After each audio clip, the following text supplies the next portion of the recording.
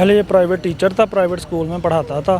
चोरी डकैती और 2 दिन पहले भी इन्होंने वारदातें हुई थी, दो तीन लोगों को इन्होंने मारा है। डीपीओ साहब को अभी क्या कहें कि उनके घर में ऐसा इंसिडेंट हो तो उनको पता चले, खुद ही आके अभी कुछ हुआ भी नहीं, कोई इन्वेस्टिगेशन पता भी नहीं चला कि अपनी जिम्मेदारी से बिल्कुल फारग हो गया। जहाँ हमने जेनी मरीज डिक्लेयर कर दिया, हमारे सर पे ना कोई पड़े। इस वक्त मैं तहसील हेडक्वार्टर मुरीद के में खड़ा हुआ हूँ। यहाँ पे आपको पता है कि कल रात जो अफसोसनाक वक़ुआ पेश आया है कि एक जो फैज़ नामी शख्स है जिसको डीपीओ साहब ने पागल करार दे दिया गया है।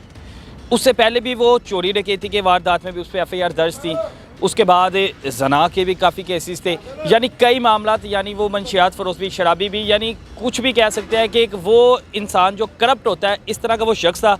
और अब उस शख्स ने 8 रात को कत्ल कर दिया और उसके बाद डीपीओ साहब की तरफ से उसे ज़हनी मरीज़ करार दे दिया गया है। लवाहिकीन मेरे साथ मौजूद हैं जिनके साथ ये वक़ुआ पेश हुआ और जिन्होंने मौका पर भी पहुंच के उसे गिरफ़्तार करवाया। और जो फैज़ शख्स था, ये है कौन था?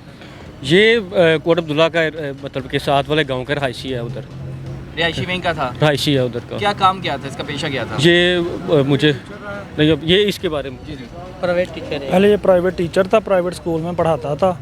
उसके बाद इसकी वालिद साहब की डेथ हो गई और उसके बाद ये फारिग ही था, फ्री था बिल्कुल। अब वो पढ़ाना छोड़ गया था। उसके बाद चोरी डकैती वगैरह? चोरी डकैती और 2 दिन पहले भी इन्होंने वारदातें हुई थी, दो तीन लोगों को इन्होंने मारा है।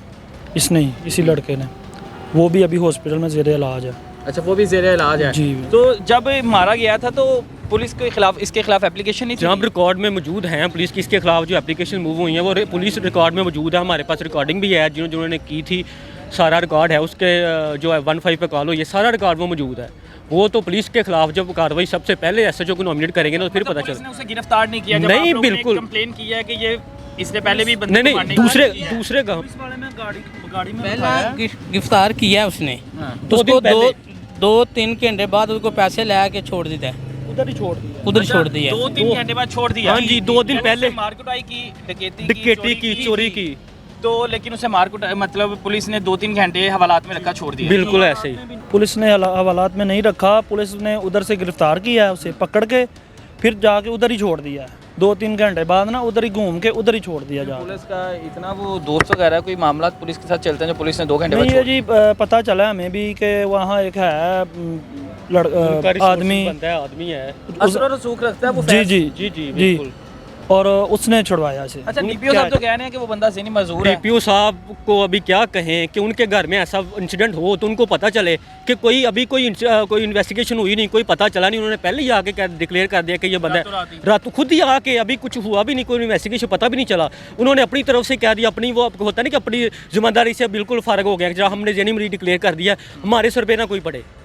डीपीओ साहब तो ये कह रहे हैं को, लेकिन सबसे मेन जो रिस्पॉन्सिबल है ना, हम कहते हैं कि पुलिस वाले रिस्पॉन्सिबल है। पूरी रात वो कुल्हाड़ी लेके घूमता रहा? बिल्कुल घूमता रहा है, जो उसके सामने आता गया। बिल्कुल ऐसे ही है। उसने डकैती की है, वो पेट्रोल पंप पे गया, उसने डकैती की है, उधर से पैसे लिए हैं, स्नैचिंग की है। तो फिर वो, और दूसरी बात देखें कि सबसे जो मेन झूठ है पुलिस का, वो देखें। अभी आप ये पुलिस वाले बैठे हुए हैं, उनसे पूछ रहे हैं, चले जाएं, आप जाते हैं कि गिरफ्तार किसने किया है। आए देखते हैं, उनसे पूछें कि क्या ये जो आप अपनी हैंड आउट दे रहे हैं, आप जो प्रेस को दे रहे हैं, कि क्या ये सच है कि क्या आपने गिरफ्तार किया, आपने कहाँ से गिरफ्तार किया है। अभी आए इधर पूछे, बैठे हुए, इनसे पूछते हैं।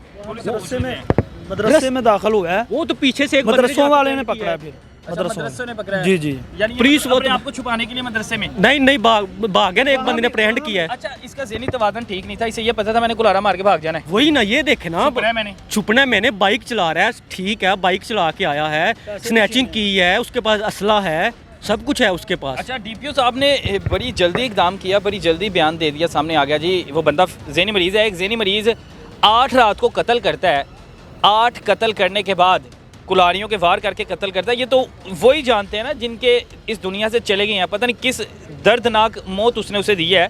उसके बाद उसे इतना पता था कि क्लच कैसे पकड़ना है, गियर कैसे डालना है, मोटरसाइकिल कैसे स्टार्ट करनी है। अभी वो ज़हनी मरीज़ है और उसे पता था कि मैंने भागना है और मैंने छुपना है। ये चीज़ें डीपीओ साहब, ये चीज़ें आपको नज़र नहीं आ रही? साहब की अब क्या कहें कि उनकी अब मतलब कि एक लेवल पे सुपरवाइजर ऑफिसर हैं, लेकिन उनको ये जेब देता है, इतनी क्वालिफिकेशन होते हुए और इतना एक पूरे डिस्ट्रिक्ट को हेड कर रहे हैं, क्या उनको जेब देता है कि आप उनके बजाय आप उनके मजलूमों के जुल्म जिनके साथ हुए उनके आप सर रखे हो, आप उल्टा दादसी करने के बजाय आप उल्टा उन पे मतलब कि इतना गलत इल्ज़ाम उन पे लगा, कोई बंदा उसको छुड़ा रहे हैं, उसको बरी जुमा करार दे रहे हैं कि ये बंदा जी ज़हनी मरीज़ है। आपको लगता है कि ये पुलिस इनके खिलाफ कार्रवाई करेगी या आप लोगों को कोई इंसाफ नहीं देगी? नहीं, हमें सब जहाँ जब तक डीपीओ को चेंज किया जाएगा, डीपीओ को हटाया जाए, एसएचओ के खिलाफ, नारंग मंडी एसएचओ के खिलाफ एफआईआर ये होगी, उसके बगैर कोई चारा नहीं है।